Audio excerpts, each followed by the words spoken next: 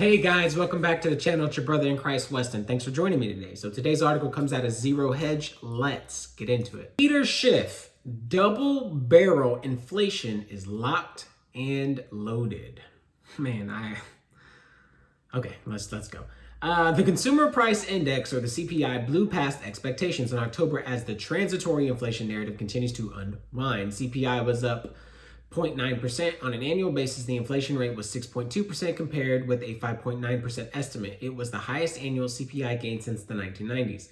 The CPI stole the headlines, but the producer price index, or PPI, also came in hotter than expected, up an 8.6% on a year-on-year basis. After the PPI came out, Peter Schiff appeared on RT, I think that's Reuters, Boom Bust, to talk about it. He said double barrel inflation is locked and loaded.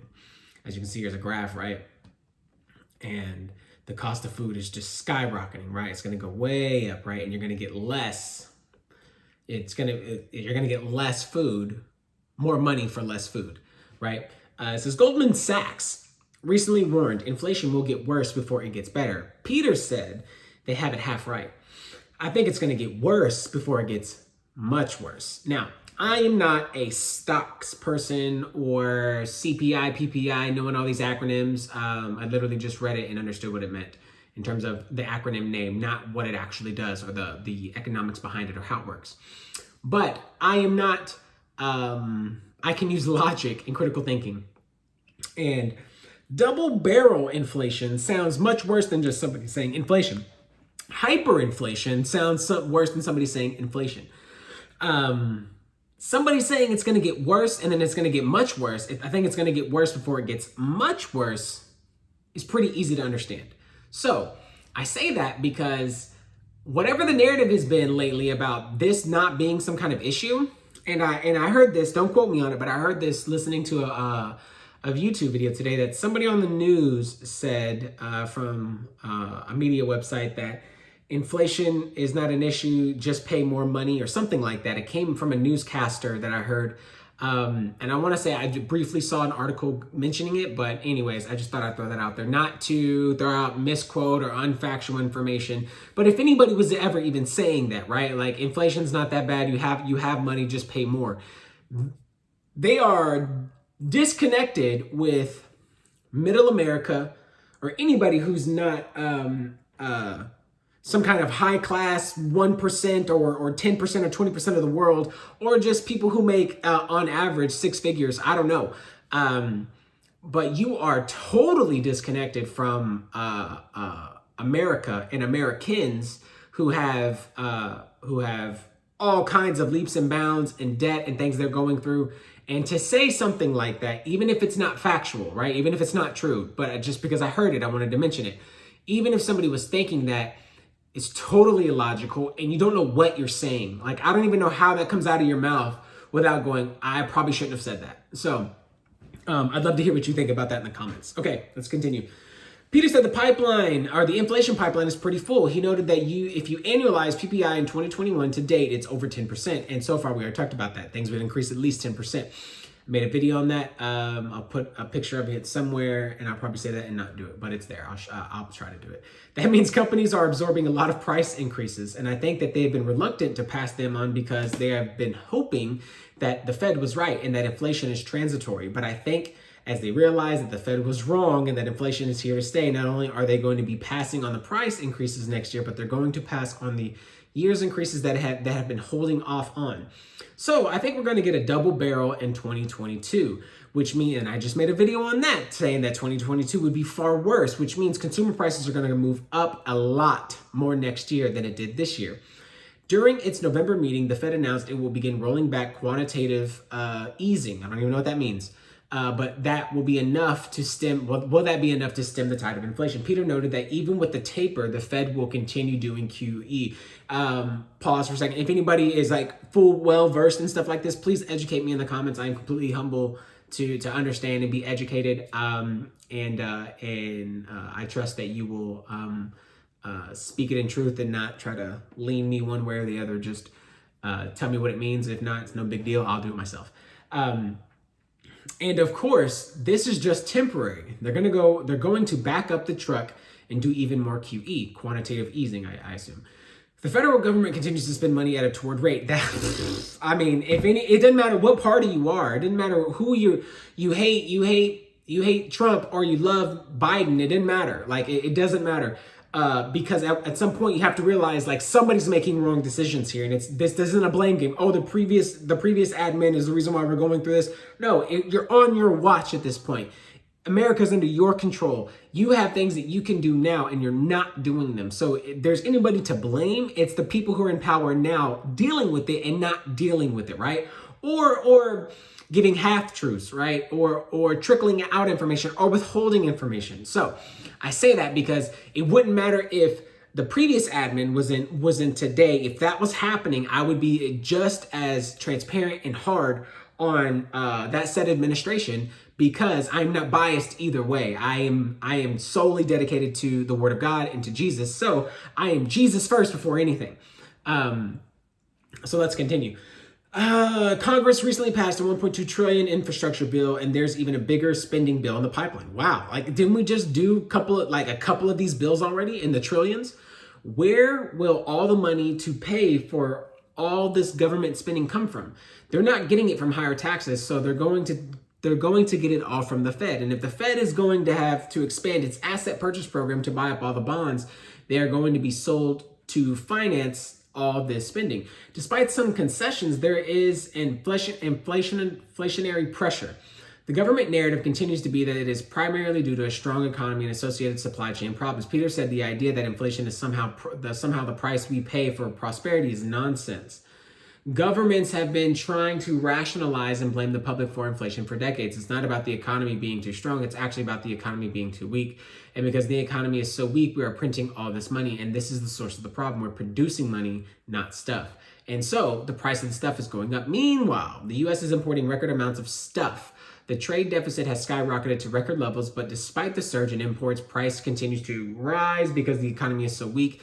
The U.S. still can't produce enough to fill the gap. So, are there any solutions to these problems? Peter said there are no politically acceptable solutions. The actual solution is to stop the presses and go cold turkey on QE, and then the central banks need to legitimately tighten, shrink its balance sheets, withdraw money from the economy, and allow interest rates to rise. The government is also needs to slash spending. That means the stock market is going to have to come down. The real estate market is going to have to come down. A lot of bubbles are going to have to deflate if we're going to address the inflation problem. But Peter said that's not going to happen. As a result, inflation will get much worse. That means the average American has a huge problem that they're going to have to live with and potentially deal with if they can. I want you to understand that last bit of what we just talked about there. Real estate market going up, stock market going up, slashing spending, tightening up on balance sheets from the banks, going cold turkey, stop printing. It's what I've been talking about. I've been saying this. I've been saying that there are so many things, so many crises that are happening. Why are we not doing anything about it? And so I'm pointing fingers. I'm pointing arrows and swords at our current admin. Why? Because it's on you to rectify the situation. And I'm praying. I am praying that you will. Goodness gracious, there are plenty of Americans who are going to be struggling and who may not even be able to deal with this. I may not even be able to deal with this. I have no idea. By the grace of God, I'll get through. But I've never, in my mind, gone through something that I can remember that was so heavy on inflation, so bad that people of today are pointing to times when I was not born. And I am not educated or on those historical means or those historical events that have happened. What I do know is I'm going to go back and look. And then look at today and go, wow, how are we going to repeat this? Why are we going to continue to do this?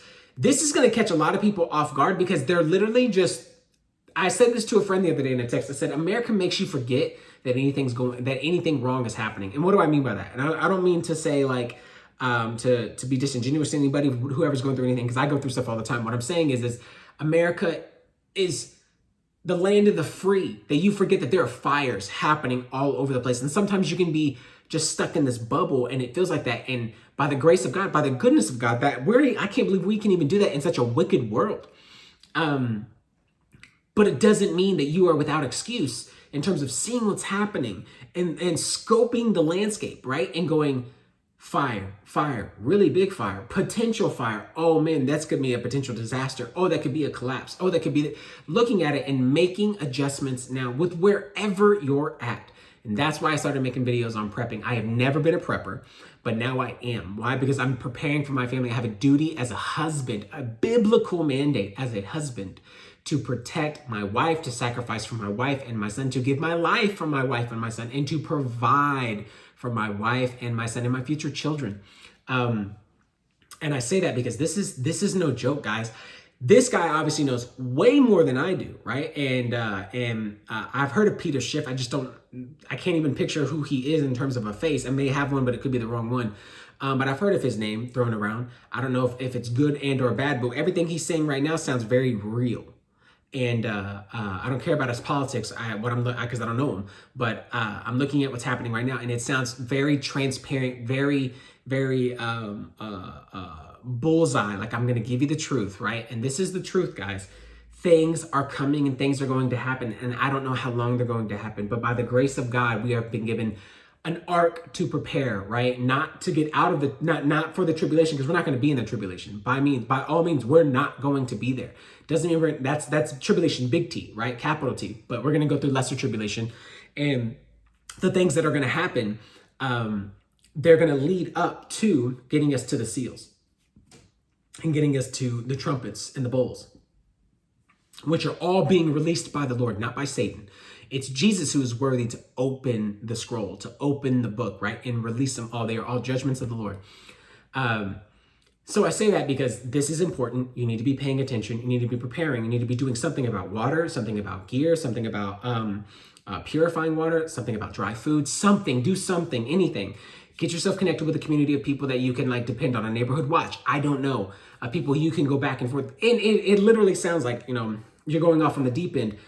But when you see this, I feel like sometimes we as Americans, which America does this very well, we feel so disconnected from our previous historical events because we have it so made and everything is so at convenience that it's just, I can put my hand here and I can get food. I can go to my phone and order all this. I can go to my phone and get all the information. I can go to my phone and have somebody bring me food. I can go to my phone and have somebody pick out all my groceries. I can watch everything. I can do everything at arm's length instead of having to do it myself. And the downside of that is that then I lose out on the experience, the firsthand knowledge, the actually putting my hands to work and knowing how to do some of the stuff when it comes to what preppers would obviously like to say, HSTF, right? And you already know what that means, that acronym. So I say all that because this is very important, and I make videos on this not to scare you, but to prepare you and to tell you, be praying for America, be praying for other families, be praying for yourself, be praying for provision and guidance and wisdom and wealth and finances and increase, because that's what I'm praying for. And just the Lord to continue to provide in supernatural ways, but also be wise. And when the Lord is showing you something, build that symbolic arc of preparing to hit some storms.